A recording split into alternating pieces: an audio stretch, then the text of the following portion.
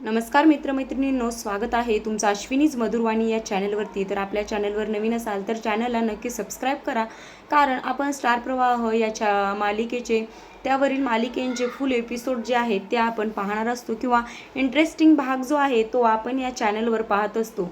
तर तुम्ही या चॅनलवर नवीन असाल तर नक्की सबस्क्राईब करा। आजच्या भागामध्ये आपण पाहणार आहोत की ठरलं तर मग या मालिकेतील आजचा फुल एपिसोड। चला तर मग सुरुवात करूयात आजच्या व्हिडिओला। तर इकडे सायली आणि तिच्या सासूबाई या दोघीजणी एकमेकींशी बोलत असतात। त्यावर सायली म्हणते की आई, मला तुम्हाला काहीतरी सांगायचे। तुम्हाला माहिती आहे का काल अस्मिताताई कुठे गेल्या होत्या? यावर ती म्हणते की नाही, हो मला माहिती आहे, ती तिच्या मैत्रिणींना भेटायला अस्मिता गेली आहे ना। यावर ती म्हणते की नाही आई, त्या काल सचिनला भेटायला गेल्या होत्या। आणि त्यावर तिच्या सासूबाई म्हणतात की काय, अस्मिता सचिनला भेटायला गेली होती का ग? एवढं सर्व घडूनही अस्मिता त्याला भेटायला का बरं गेली? यावर सायली म्हणते की तिला असं वाटतं की आपल्या होणाऱ्या बाळासाठी आई वडिलांनी एकत्र असावं, आणि अस्मिताताईंचा सचिनवर विश्वास आहे। ती म्हणते की आता सचिन सुधारला असेल म्हणून काल अस्मिताताई सचिनला भेटायला गेल्या। आणि अस्मिताताईंचं म्हणणं आहे की सचिन जर सुधारला असेल तर मग होणाऱ्या बाळासाठी ते चांगलंच आहे, म्हणून त्या भेटायला गेल्या आहेत। असं बोलल्यावर सायलीच्या सासूबाई आणि सायली ह्या दोघीजणी देवाकडे प्रार्थना करतात। अस्मितासाठी देवीकडे प्रार्थना करतात की सचिनला खरोखर बुद्धी दे आणि सचिनला सुधरू दे, जेणेकरून होणाऱ्या बाळासाठी आई वडील दोघंही अस्मिता आणि सचिन एकत्र राहतील।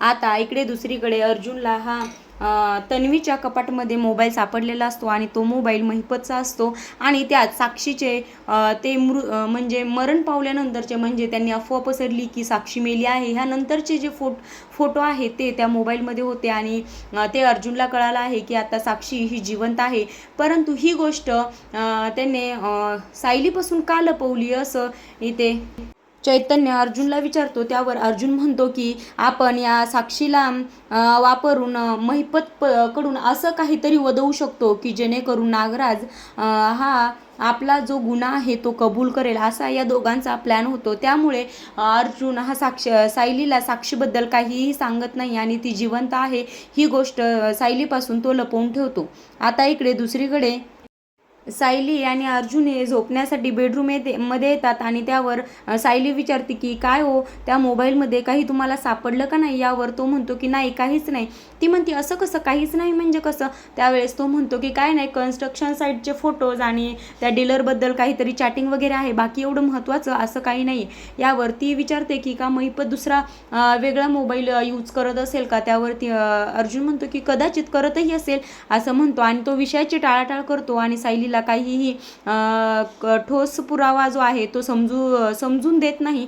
आणि मग तो म्हणतो की चल ठीक आहे, आता झोपूयात आपण, मी लाईट बंद करतो। आणि असं म्हणून अर्जुन लाईट बंद करतो, आणि सायली ही झोपी जाते। आणि थोड्याच वेळानं मग परत अर्जुन उठतो आणि पाहतो की सायली ही झोपली आहे का नाही हे चेक करतो, कारण ती झोपल्यानंतर त्याला जे नंतरचं महत्त्वाचं काम आहे, म्हणजे त्या फोटोबद्दल जी माहिती काढायची किंवा साक्षीबद्दल जी माहिती काढायची असते ती काढण्यासाठी तो चेक करतो की सायली झोपली आहे का नाही। आणि त्याला कळतं की आता सायली झोपलेली आहे। मग ते माहीत झाल्यानंतर तो त्याचं काम करण्यासाठी म्हणून घरातून बाहेर पडतो, आणि इकडे जेलमध्ये तो येतो। आता इकडे दुसरीकडे मात्र तन्वी ही नागराजला फोन करते की काय हो, मी तुम्हाला मोबाईल दिला, त्यामुळे तो जो पोलीस जो आहे तो मला कंटिन्यू पैसे मागतोय। मी एक वेळेस त्याला पैसे दिलेत, परंतु तो मला सतत पैसे मागतोय आणि मला टॉर्चर करतो। यावर नागराज आहे तो म्हणतो की मग मी काय करू, मी तर तुला मोबाईल मागितला नव्हता, आणि कैद्यांजवळ मोबाईल नसतोच हे तुला माहिती आहे ना, मग तरी देखील तू मला मोबाईल का दिलास? मग त्यावेळेस ती म्हणते की मी तुम्हाला मोबाईल दिला कारण मला सतत तुमच्याशी बोलायचं होतं, आणि तुम्ही कैदी आहात का मी कैदी आहे हेच मला कळत नाही, कारण मी थोडीही घरातून बाहेर पडलं की लगेच मला 1760 प्रश्न विचारले जातात की तू कुठे गेली होती, काय करत होतीस, कोणाकडे गेली होतीस, कोणाला भेटलीस, असे सगळे काही प्रश्न जे आहेत की ते मला घरातले सगळे लोक विचारतात। आणि त्यावर नागराज म्हणतो की तुला काय वाटलं, म्हणजे आम्ही दोघं आतमध्ये अडकलोय आणि तू बाहेर राहशील, म्हणजे तू सुखात राहशील? असं म्हटल्यावर ती म्हणते की नाही, आणि ती पैशांची व्यवस्था करण्यासाठी ती धडपड करत असते। आता इकडे दुसरीकडे अर्जुन हा सायलीला झोपल्यानंतर तो पोलीस स्टेशनमध्ये येतो आणि तो महिपतची चौकशी करण्यासाठी तो महिपतजवळ येतो आणि महिपत म्हणतो की काय आहो सुभेदार, तुम्हाला माझ्याशिवाय करमतच नाही का, झोपच येत नाही का? असं म्हटल्यावर अर्जुन म्हणतो की हां, मला तुमच्याशिवाय करमत नाही आणि तुला भेटल्याशिवाय माझं काही हेच होत नाही आहे. असं म्हणल्यानंतर तो महिपत म्हणतो की आज कसं काय येणं केलं? त्यावेळेस तो म्हणतो की मला तुझ्या विरोधात असला ठोस पुरावा सापडला आहे, त्यामुळे मी आज इथं आलो. आणि त्यावर महिपत म्हणतो की तुम्हाला रोज वेगवेगळी गोष्ट कळणार आणि तुम्ही रोज माझ्याशी येऊन बोलणार का? त्यावेळेस अर्जुन म्हणतो की मला आज असं काहीतरी कळालंय की त्यामुळे ते ऐकून तुझे होश उडतील, असं तो महिपतला सांगतो. आणि महिपत म्हणतो की असं काय कळालं यावर विचार करतो आणि मग तो अर्जुन त्याला सर्व काही सत्य सांगतो. तो म्हणतो की तुझं असं जवळपासचं कोण नाही आहे, मग तू कोणाच्या जीवावर एवढ्या उड्या मारतोयस? तो नागराज बाहेर पडण्यासाठी त्याने वकीलही बघितला, मग तू एवढा शांत कसं काय? तू वकीलही कसं काय बघत नाहीस?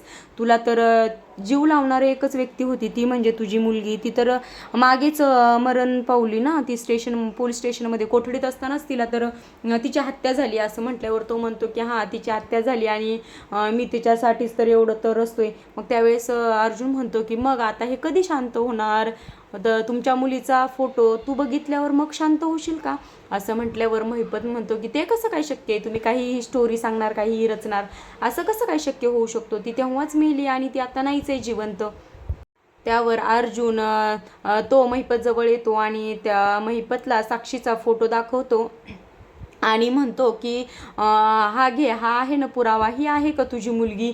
थांब, अजून दुसरेही फोटो दाखवतो. असं म्हणून अर्जुन हा महिपतला साक्षीचे सर्व काही फोटो दाखवतो आणि त्यावेळेस महिपतचा चेहरा हा पाहण्यासारखा होतो. आता इकडे दुसरीकडे मात्र तन्वी ही पैशांच्या विचारात असते. पैशाची जमवाजमव करण्यासाठी, त्या पोलिसला पैसे देण्यासाठी ती जमवाजमव करण्याचा विचार करत असते. तेवढ्यात अश्विन हा तिथं येतो आणि ती लगेच त्याच्या पुढं करते, कारण तिला त्या अश्विनकडून पैसे काढून घ्यायचे असतात. ती अश्विनला आल्याला म्हणते की दमलायस का, खूप पाणी देऊ का? असं करून ती पाण्याचा ग्लास पुढे करते आणि अश्विनही पाणी घेऊन तिला थँक्यू असं बोलतो. मग ती नंतर म्हणते की अश्विन, माझं खूप महत्त्वाचं काम आहे, करशील का? त्यावर तो म्हणतो की काय काम आहे? त्यावेळेस ती म्हणते की मला पैशांची खूप गरज आहे, मला पैसे पाहिजे. त्यावेळेस तो म्हणतो की तुला कशाला पैसे पाहिजेत? तेव्हा ती म्हणते की अरे मला पार्लरला जायचंय आणि माझ्याकडे आता काहीच पैसे नाहीत. त्यावेळेस अश्विन म्हणतो की तुझ्याजवळ जेवढे काही पैसे होते तेवढे संपले का? ती म्हणते हां, माझ्याकडे कुठे आले पैसे, आणि मी काय कमवते का माझ्याकडे पैसे असायला? आणि जेवढे होते तेवढेही संपत आलेत, आता पैसेच नाही येत माझ्याकडे. असं म्हटल्यावर मग अश्विन म्हणतो की बरं ठीक आहे, मी देईन तुला उद्या सकाळी पैसे, आठवण करून दे. ती म्हणते हो ठीक आहे. असं म्हणून ते दोघंही झोपी जातात. आणि आता इकडे दुसरीकडे मात्र अर्जुन हा महिपतला सर्व काही सत्य सांगतो आणि त्यावर महिपत म्हणतो की नाही, तुम्ही काहीही सांगाल, हां ही ठीक आहे की दिसते तिच्यासारखी, पण डोळेही आहेत, परंतु माझ्या मुलीचे केस खूप लांब होते आणि ती असे कपडे घालत नव्हती, पंजाबी वगैरे असलं काही घालत नव्हती, ती शॉर्ट घालत होते. यावेळेस अर्जुन म्हणतो की 5 मिनिट, फक्त 5 मिनिट लागतात की जे आपलं बाह्य रूप आहे ते चेंज करायला फक्त 5 मिनिट लागतात. आजकाल काहीही कोणीही करू शकतं. त्यावेळेस तो म्हणतो की नाही, ती तेव्हाच मेली आणि कोठडीत मारणं किंवा हत्या करणं हे काही सोपं आहे का? त्यावेळेस अर्जुन म्हणतो की ती सोपं नाहीच आहे, खूप कठीण आहे, पण महिपत शिकरेसाठी या जगातील कोणत्याच गोष्टी कठीण नाही आहेत. आणि महिपत हा एवढा स्ट्रॉंग माणूस आहे, परंतु त्याचा एक वीक पॉईंट आहे, तो म्हणजे त्याची मुलगी. आणि त्याची मुलगी आता कुठे आहे हे मला माहिती आहे आणि ती जिवंत आहे हेही मला माहिती आहे. अर्जुन महिपतला म्हणतो की या सगळ्यातून तुझ्या मुलीला जर तुला बाहेर काढायचं असेल किंवा पोलीस कोठडीमध्ये तिला आयुष्यभर खिजवत पाडायचं नसेल तर माझ्याशी एक डील कर, आणि ते जर डील तू केलंस तर तुझ्या मुलीला मी, तुला आणि तुझ्या मुलींना दोघांनाही सुखरूप ठेवेन. असं अर्जुन हा महिपतला सांगतो. त्यावर महिपत विचार करतो आणि म्हणतो की कोणतं डील आहे?